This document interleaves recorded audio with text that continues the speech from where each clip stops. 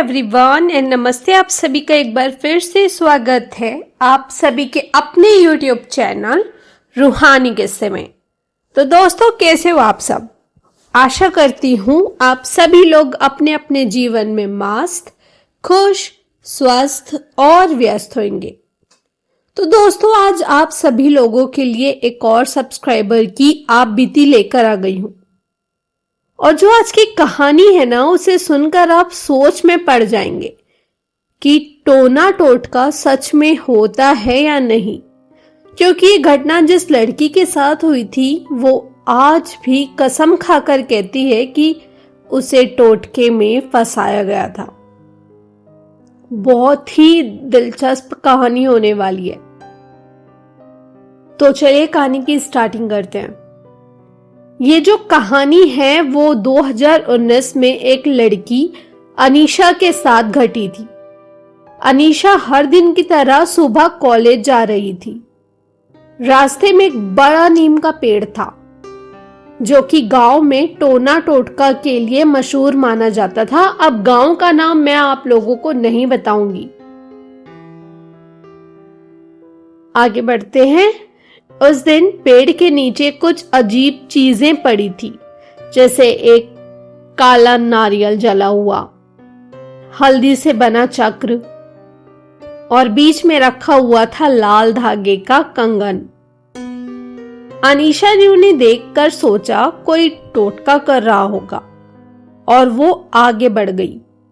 लेकिन जैसे ही वो पेड़ के पास पहुंची, कंगन अपने आप उसके पैरों से चिपक गया, मतलब उसके पैरों के पास पड़ा हुआ मिला। अनीशा ने कंगन उठाकर फेंक दिया और सबसे बड़ी गलती उसकी यही थी कि उसने उसको छू दिया। पर 10 कदम चलने के बाद वही कंगन उसके पैरों के पास वापस आ पड़ा था। उसने उसे दूर फेंका, लेकिन घर के दरवाजे पर पहुंचते ही कंगन उसके दरवाजे पर रखा मिला।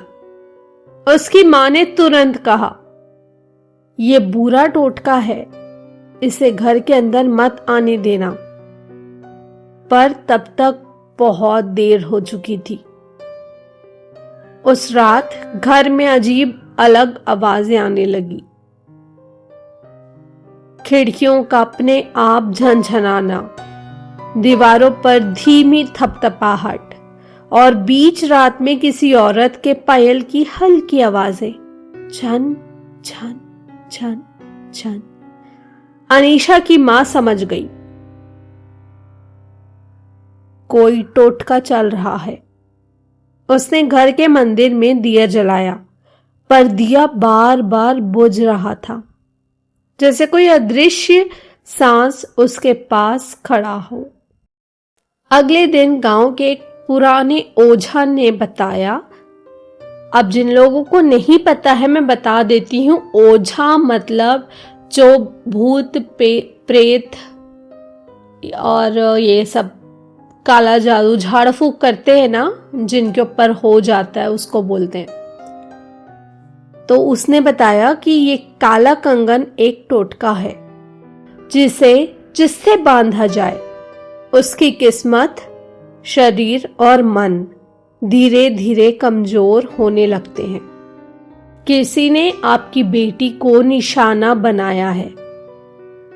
ओझा ने पूजा शुरू की, पर जैसे ही उसने कंगन को छुआ उसकी उंगली से खून निकलने लगा।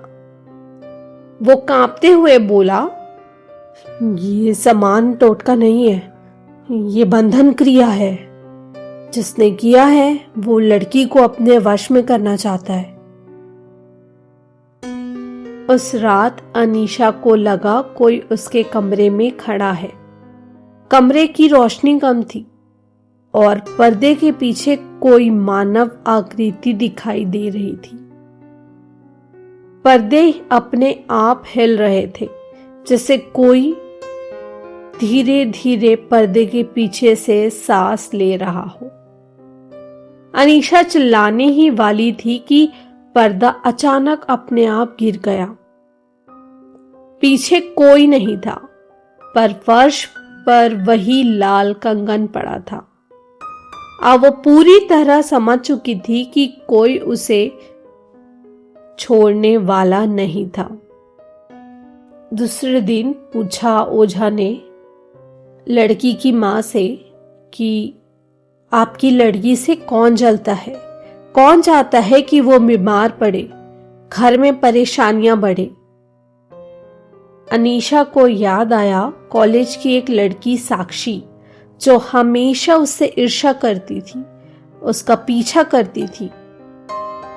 उसी समय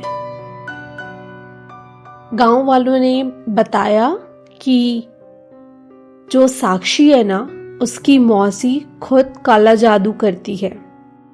ओझा ने बोला मामला गंभीर लगता है, आज रात आखिरी परीक्षा होगी। ओझा और परिवार रात में नीम के पेड़ के पास पहुंचे, जहां पहली बार कंगन मिला था अनीशा को।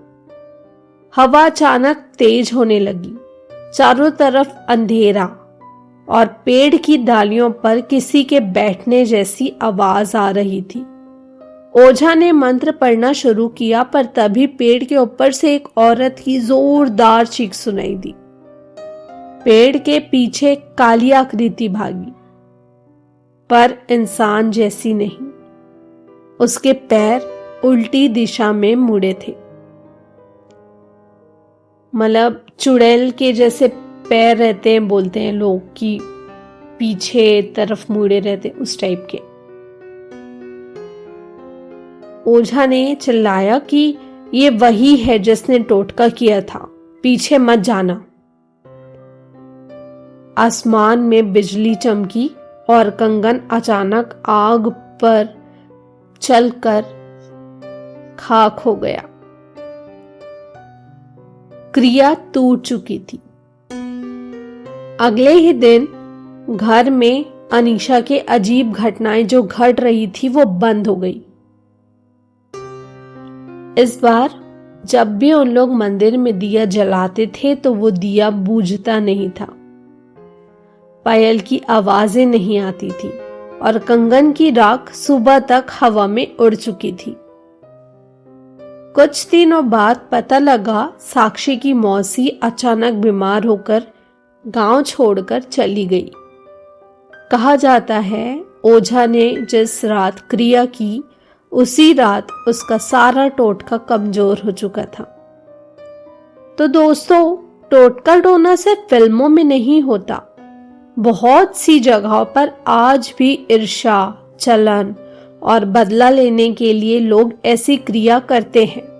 और याद रखिए, कभी भी रास्ते में पड़े कंगन, नींबू, मिर्च, गुड़िया, सिंदूर या काले चक्र को छूना नहीं चाहिए, क्योंकि आप नहीं जानते वो किसके लिए रखा गया है और उसका शिकार कौन है। तो चलिए दोस्तों, आज की कहानी यहीं तक थी। तो आज की कहानी खत्म होती है।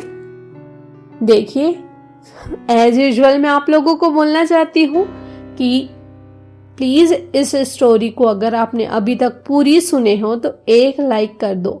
लाइक करना बिल्कुल फ्री है और मेरे चैनल को सब्सक्राइब भी कर दिया करिए प्लीज, क्योंकि सब्सक्राइब, लाइक, शेयर सब चीज फ्री है, किसी में आपके कोई पैसे नहीं कटेंगे।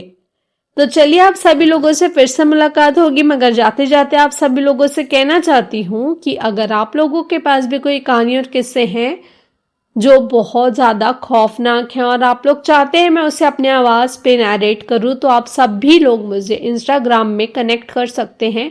मुझे इंस्टाग्राम में मैसेज कर सकते हैं या फिर मुझे ईमेल भी कर सकते हैं। दोनों की ही लिंक मेरे चैनल के डिस्क्रिप्शन में मेंशन है। तो चलिए, आप सभी लोगों से फिर से मुलाकात होगी एक और कहानी के साथ, एक और सत्य घटना लेकर। तब तक के लिए बाय बाय, टेक केयर, अपना खूब सारा ध्यान रखिए and thank you for watching.